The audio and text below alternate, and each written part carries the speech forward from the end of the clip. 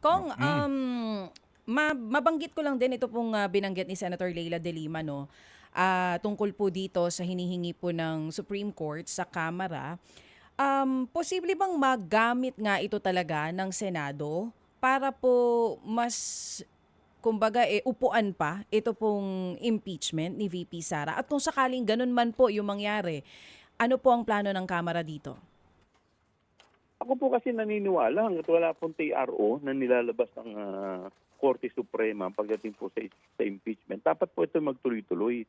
Dahil kagaya nga po ng binanggit ko, nakalagay po sa ating saligang batas na dapat once na na-transmit na ang articles of impeachment, dapat mag-proceed na po ang trial. Mm-mm. Unless and until naglabas po ng TRO ang Supreme Court or naglabas ng desisyon na kami Mm-mm. ay walang o ang Senado ay walang jurisdiction, sa akin pong paniniwala dapat tuloy-tuloy lamang po ito.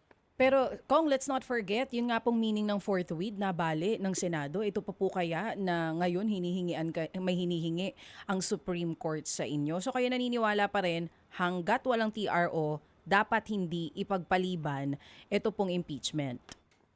Tama po kayo. Mm. Kahit po ganon ang ginawa ng Senado, dun po sa, kumbaga, yung fourth with, Yung malinaw na nga kung yung ano ibig sabihin. Pero dito, hindi po kayo talaga nangangamba? Da baka mas lalo po ito magpa-delay sa impeachment? alam po ninyo, ang taong bayan naman nakikita naman. Kaya nga po napakalaki po ng papel po ng kagaya po ninyo na ito ay mapakita sa taong bayan.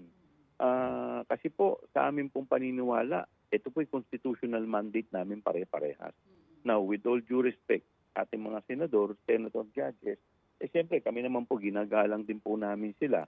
Pero sana po ay sundin lamang po natin kung ano po ang nasa saligang batas. Oo. Kung last na lang po na tanong, sa Senado, maugong po yung pangalan ni Senator Tito Soto at Senate President Cheese Escudero ngayon na posible pong maglaban dito sa Senate presidency. Diyan po ba sa House, solido pa rin po ang suporta ng mga congressmen natin kay House Speaker Martin Romualdez?